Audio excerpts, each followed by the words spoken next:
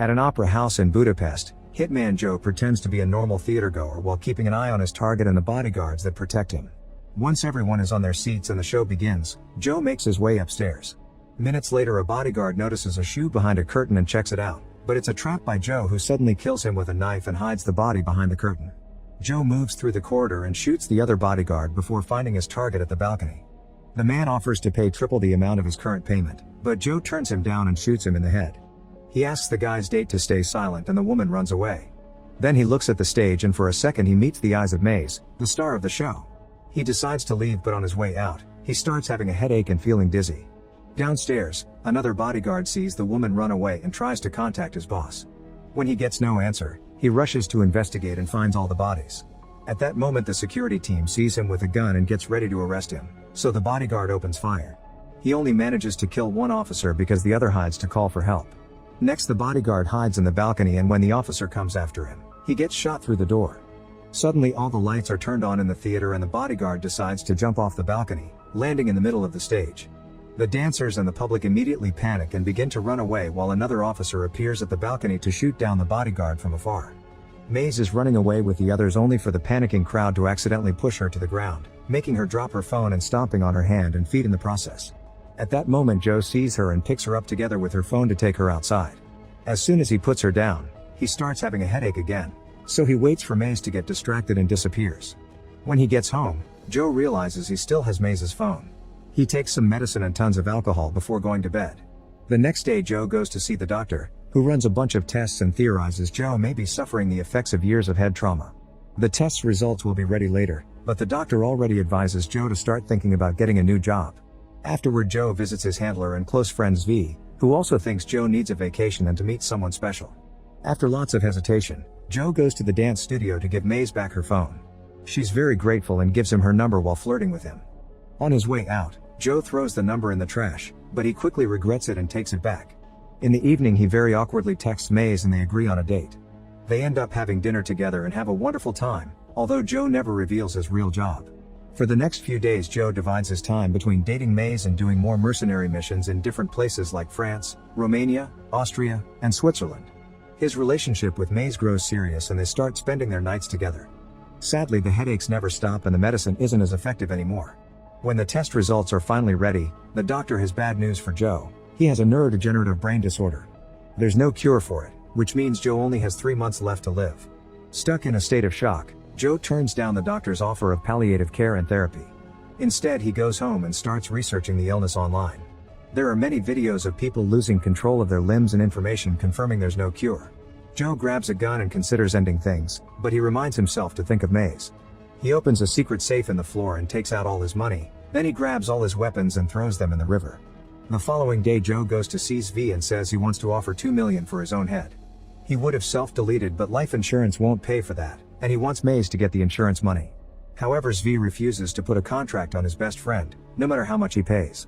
Afterward, Joe goes to see Antoinette, who also used to be an assassin and nowadays she works as a handler. Her bodyguard is Max, a killer known for his brutality. Antoinette has a personal grudge against Joe because he killed her father even though he mentored him, so she's delighted to put a contract on his head. Since Joe still has a few things to do, he asks her to activate the mission at midnight. After Joe leaves, Antoinette checks the assassin app to choose the hitman for this mission. First, she contacts Lovedal, who is in Switzerland finishing a different contract. When he sees the message, he turns the mission down, saying $2 million isn't worth it. Next, the messages goes to Goyang and his gang, who are at a karaoke bar in Prague. The gang has been hiding as workers all along and now they reveal themselves to kill their targets in just a few seconds thanks to teamwork. Goyang is happy to accept Joe's contract. Just in case, Antoinette also sends it to the Langos brothers, who are killing a guy by tying him to their bikes and pulling at the same time to split his body. That night, Joe meets with Maze, unaware Max is following them. Joe breaks up with her and Maze gives him one last kiss before leaving in tears. Then Joe goes home and starts drinking while recording a message for Maze with the whole truth. He intends for it to arrive after his death, however he presses the wrong button and sends it now before it's done. While Maze hears the message, Joe gets a call from his doctor, who drops big news. Joe's test results got mixed with another patient's. He isn't going to die, in fact he's perfectly healthy and he could live a long life. There are only 5 minutes left before midnight, so Joe gets a trap ready. Soon Goyang and his gang arrive and use cigarette smoke to reveal the laser sensor at the entrance. They easily dodge it and go further inside while Joe speaks from his hiding spot, saying he's canceling the contract. However, Go Young insults him and reminds him contracts should be honored. A gang member follows the voice into the bathroom, where Joe is waiting to fight. The guy is very good at martial arts, but Joe easily overpowers him and throws him through a glass wall. Next, a woman with an axe slashes his back, only for Joe to push her down on the broken glass and drag her throat on the shards to kill her. The previous guy gets angry and attacks again, but when he tries a special kick, Joe breaks his leg, then he throws him through the wall. Next, another gang member attacks Joe with a sword, triggering another fight. After exchanging a few hits, Joe grabs the man's arm to break it and disarm him. Then he kills him by throwing him against a column. The last gang member comes after Joe with two big blades, and after lots of missed hits, she manages to stab Joe on his shoulder. He's capable to continue fighting like this and punches the woman extra hard, causing her to lose a bunch of teeth. The only one left is Go Young, who throws a knife at Joe's leg only for Joe to kill him with a blade from his shoulder. After lighting Go Young's cigarettes as goodbye, Joe leaves the apartment and activates a trap, blowing up his home and killing the toothless woman. Her body is ejected through the window and lands on the gang's car, making it explode as well. On the street, Joe uses Go Young's phone to call Antoinette, saying he's canceling the contract but she can keep the money. Antoinette gets furious because she still wants revenge for her father and announces she'll be doubling the reward. Hearing some bikes approaching, he enters an old building and is surrounded by the Langos brothers, who do tricks with their bikes to attack. Joe manages to dodge a few, but most of their attacks keep bringing him down. Luckily, he finds a pipe nearby, and the next time a brother comes after him, he hits him with it to throw him off the bike before stepping on his head to kill him. The other brother yells in anger and speeds up, only for Joe to kick the bike's front wheel and send him flying. Now Joe can steal the bike to escape. Meanwhile, Antoinette sends the mission to the best hitman in Europe. Love-it-all is still in Switzerland having fun with women, but when he notices that the reward is now 4 million, he finally accepts. In Scotland, the Mackenzie brothers also accept the mission and celebrate by breaking beer bottles on each other's heads. In a dirty club in England, the party girls pretend to be dancers to kill all the clients with weapons cleverly hidden in their small clothes. A client tries to fight back, but the girls are good fighters and easily bring him down. In Spain, a group of criminals is getting some happy powder ready to sell, but they're interrupted by Botosh, who uses dance steps and knives in his boots to kill all the men in the room with impressive skill. Meanwhile, Joe goes to see Svi, who uses glues to take care of his wounds. Since Svi is just a handler, he doesn't have any guns, he can only offer Joe some leftover explosives from another job. Svi's wife volunteers to help too and gives Joe a very thorough massage that includes cracking his neck. This instantly causes Joe's headache, dizziness, and double vision to stop. Soon Love-it-all arrives at Budapest by train, and Antoinette sends him all the information she has on Joe, including Maze's location. She also sends her cousin Money to pick Love-it-all up. Money is very annoying and kinda stupid, but Antoinette promised her uncle she would train him to be a hitman too. They go to Maze's building and surround her on her way out. Maze immediately kicks Money to bring down, so Love-it-all knocks her out with a punch to kidnap her. In the morning, Joe travels to an old castle in the countryside and Max quickly learns about it. The information is sent to all the hitmen, who hurry to that location. However, this is on purpose. Svi leaked the intel as part of their plan.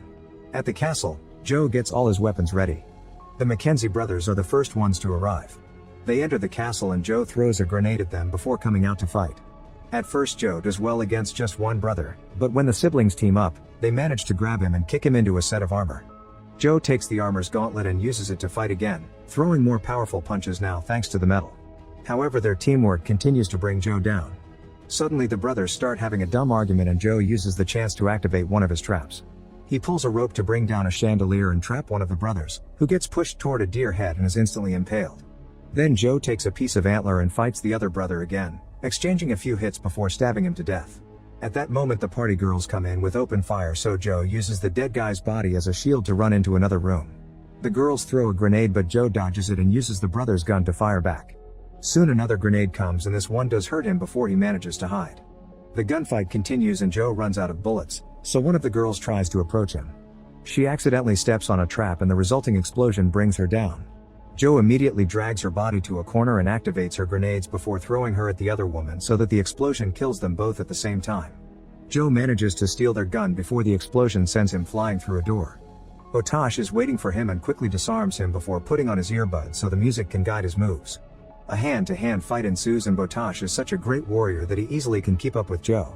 They keep throwing each other all over the room and Botosh hurts Joe with his boots, so in return Joe makes him lose the earbuds. Since punches are doing nothing, they grab a pair of swords to keep on fighting. After a few minutes, Joe manages to disarm Botosh, who finds a gun and opens fire. Joe runs to hide behind a table and activates another trap that blows Botosh up, only leaving his boots behind. Outside, Lovedal's group arrives and he immediately guesses this is a trap because he sees all the hitmen's vehicles at the entrance. Lovedal tells Money to watch over Maze while he goes to investigate. As soon as Lovedal is out of sight, Maze says she needs to stretch her legs and manipulates Money into letting her leave the car. Then she pretends to fall and grabs a branch to knock Money out. Meanwhile, Lovedal calls Joe using Maze's phone and offers to free her if Joe hands himself in. They're forced to hang up when Max arrives with a whole armed team. They enter the castle and begin looking around while being careful to avoid any traps.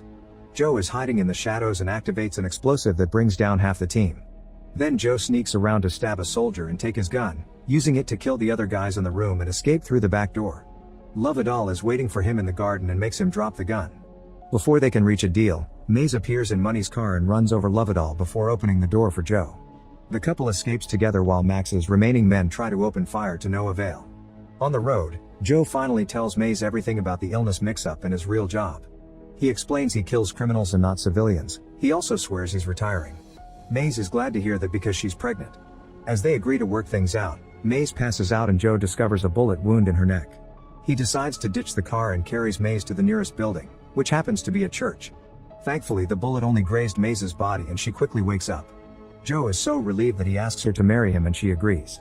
The local priest is skeptical because they don't have a marriage license, there are no witnesses, and neither of them are Catholic. In the end, he agrees to do it if they give confession.